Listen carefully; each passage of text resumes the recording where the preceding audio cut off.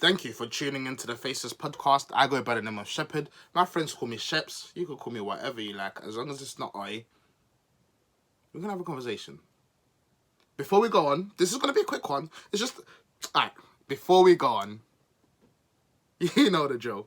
Scroll up, like this video, share this video, subscribe to the channel.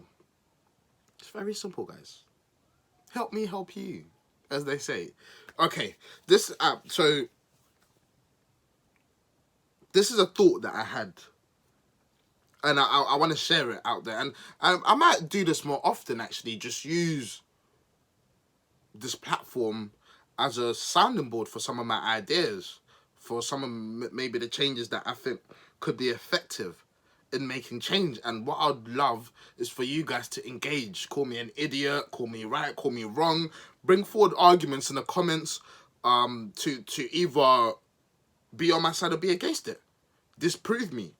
It's just a thought that I had, and I want to get your opinion. So what I've done is through what's been going on recently, so you've got the SARS protests that have been happening with regards to Nigeria. You've got the police brutality that's been happening in Zimbabwe. You've got police brutality that's been happening in Namibia. And I'm pretty sure in a lot of other African countries as well.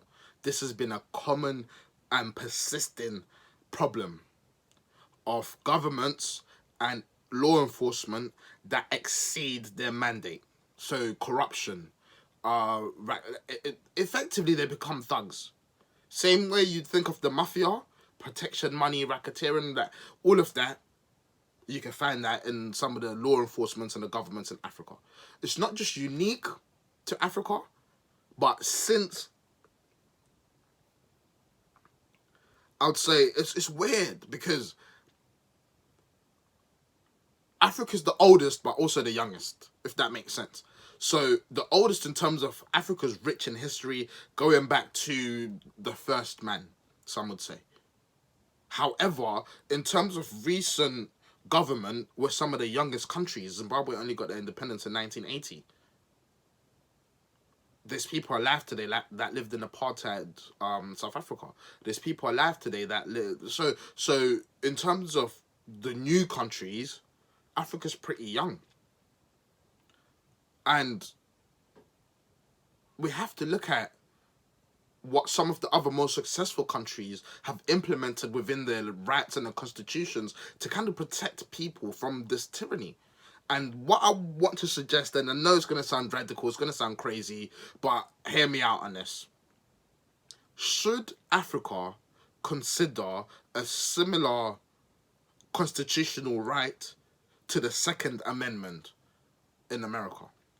So what's the Second Amendment, if you didn't know? So what the Second Amendment is, so it's the Second Amendment to the United States Constitution protects the right to keep and bear arms. It was ratified on December 15th, 1791, along with 9 other articles of the Bill of Rights in the District of Columbia versus Heller. What? Is that it? Okay, let me read that again. Do you know what it is? Yeah, I wasn't even that kid in school where if I got asked to read, people be thinking, "Oh Lord." But sometimes I become that kid. It's all part of it. So we got that first sentence out of the way anyway. So it's basically a constitutional right saying your right to bear arms shall not be infringed. Now, this is for a number of reasons. Number one, self-defense. So being able to defend your home from intruders. Number two, being able to form a well-regulated militia to stand and defend yourself against either foreign invasion. So one of the reasons why America is incredibly hard to invade is because the majority of the citizenry is armed. So even if the military was to suffer a loss, you've got about... I don't know. I think there's more guns than people in America. So all those people can form a well-armed militia to defend themselves against foreign invasion. So that's one of the reasons why you won't see countries trying to invade them. It's a lost cause. Apart from the fact that they've got one of the strongest militaries in the world and military advancement, they've also got a well-armed militia. This stems back to the foundation of the country. Now, right now you're probably saying, I'm with you. Shepherd, we don't want to get invaded by foreign armies, and I should be able to defend myself and my family from foreign intruders. Well, not foreign intruders, but from intruders. Whether that will be someone that's trying to kidnap your family, steal something from your house, or even trying to kick you out your house. Like, you've got the right to defend yourself. Criminals, as we all know, don't play by the rules. That's why they're criminals. So someone might come into your house with an AK-47. Why should the criminal be afforded the right to have that AK-47? Well, they're not afforded the right, but they've ignored the law. So why should the criminal have access to that, but you're not, to defend yourself? So America has seen this from early doors, and they said, you know what? That right shall not be infringed. This is why, if you notice, this time round, the Democrats have not even touched the gun debate. They've done it in secret here and there.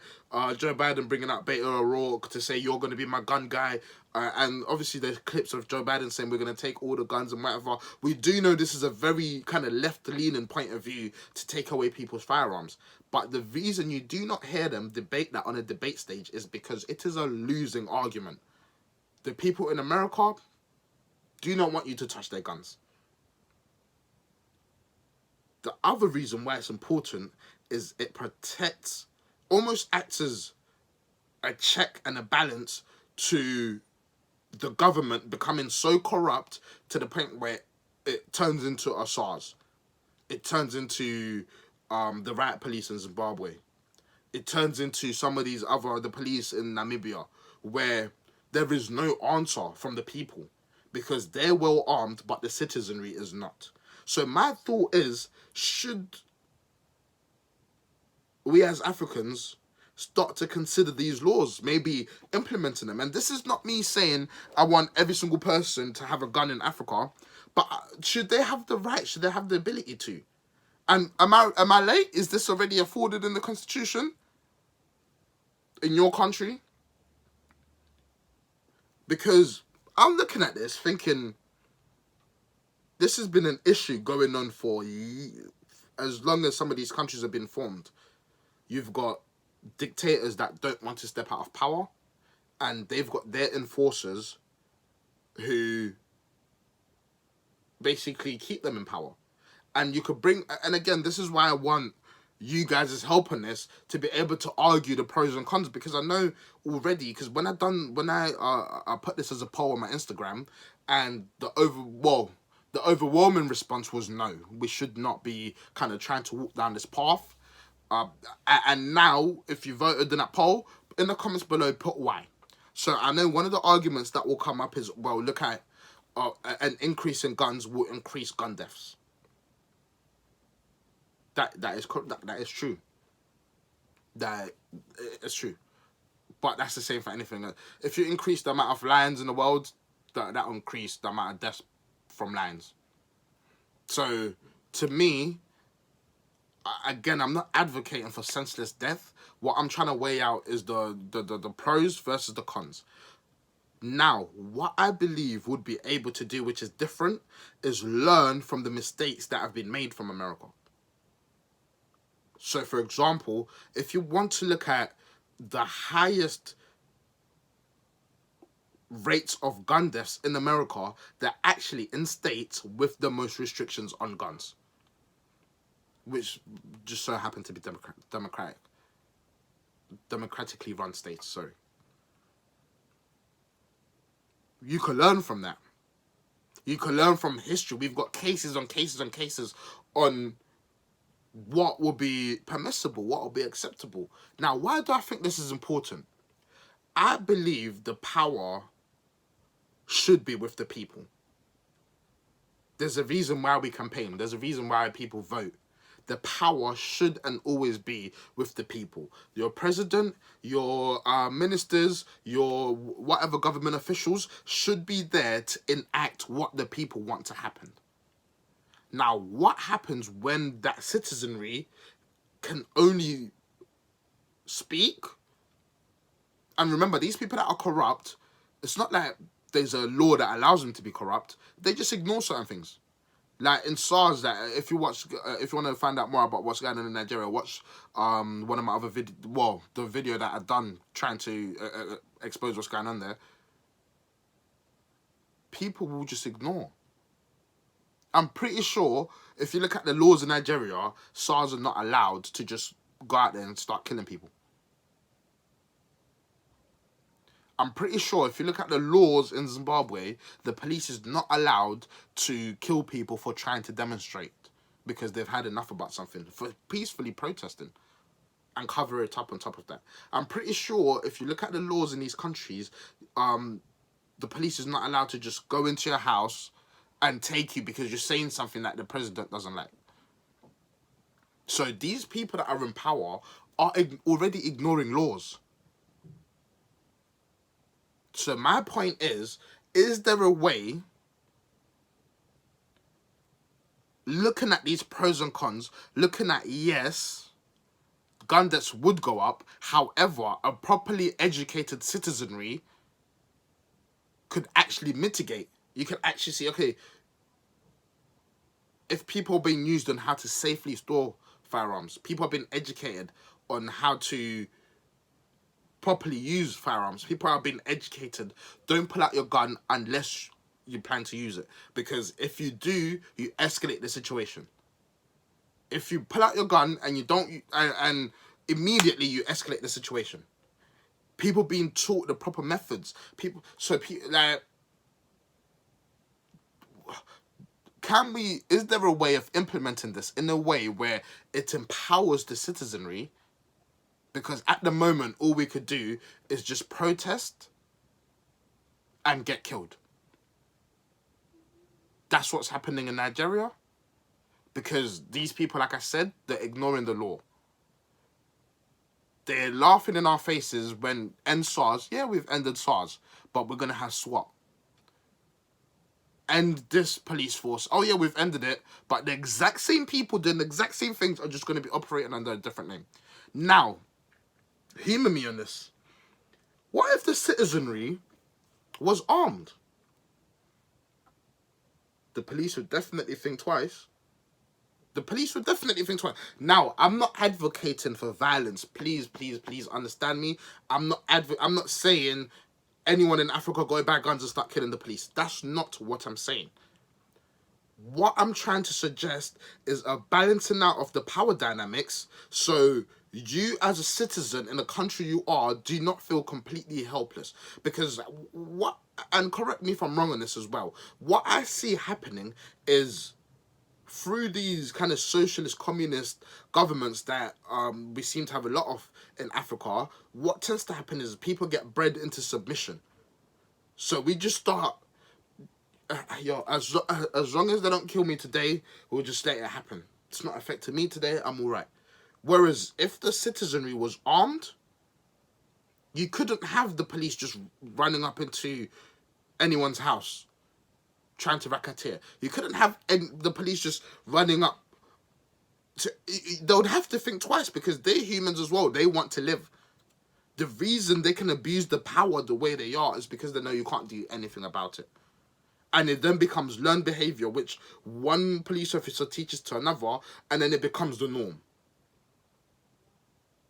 The fact that it's taken to see this much death and destruction to even see demonstrations about this shows you how the power dynamics have been tipped to one side.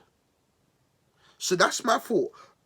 Is there a way that we can implement a similar constitutional right to the people, such as the Second Amendment, not advocating for ridiculous ownership? So in terms of, there's certain protections within the amendment, like, so for example, if you're a felon or if you've been in prison or whatever, I don't know what it is specifically, you're not allowed to have a firearm.